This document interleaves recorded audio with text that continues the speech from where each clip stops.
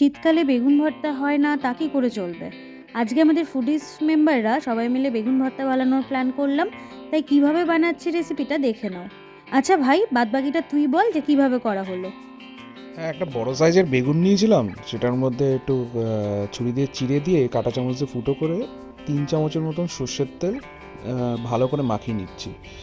ভালো করে মাখানোর পরে এটাকে আমরা ওভেনে নিয়ে যাব পোড়ানোর জন্য।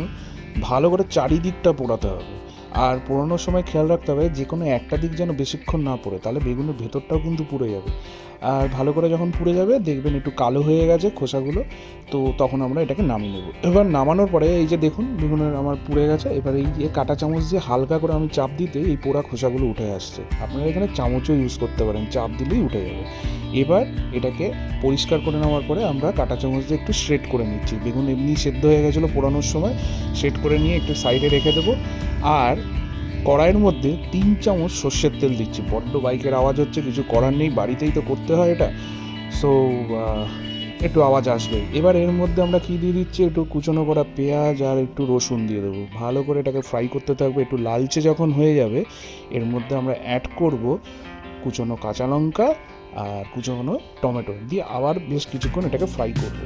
এর মধ্যে কিন্তু কোনো জল ফল যাচ্ছে না। একটু একটু ফ্রাই হয়ে যাওয়ার পরে দেখবেন টমেটোগুলো একটু মজে যাচ্ছে, সেই সময় আমরা এর মধ্যে অ্যাড করে দিচ্ছি সেট করা বেগুনগুলোকে। সেট করা বেগুনগুলোকে অ্যাড করে দিয়ে এটাকে ভালো করে পাক দিতে হবে। ঠিক নারকেল নাড়ু বানানোর সময় যেরকম পাকটা দিতে হয় একদম ওরকমভাবে পাক দিতে হবে। বেশ খানিকক্ষণ পাক দেওয়ার পরে এখানে স্বাদ অনুযায়ী নুনটা অ্যাড করে দিচ্ছি।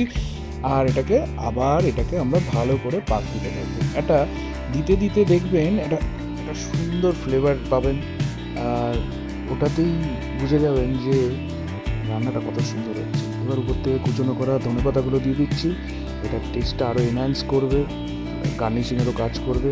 কালারটা দেখবেন আরও গাঢ় হচ্ছে। ব্যাস, আপনার বেগুন ভর্তা রেডি। এবার এটাকে গরম গরম রুটি দিয়ে খান। কেমন লাগছে বাড়িতে বানান, বলুন আমাদেরকে কমেন্টে। আসছি খুব তাড়াতাড়ি একটা নতুন রেসিপি নিয়ে। টাটা।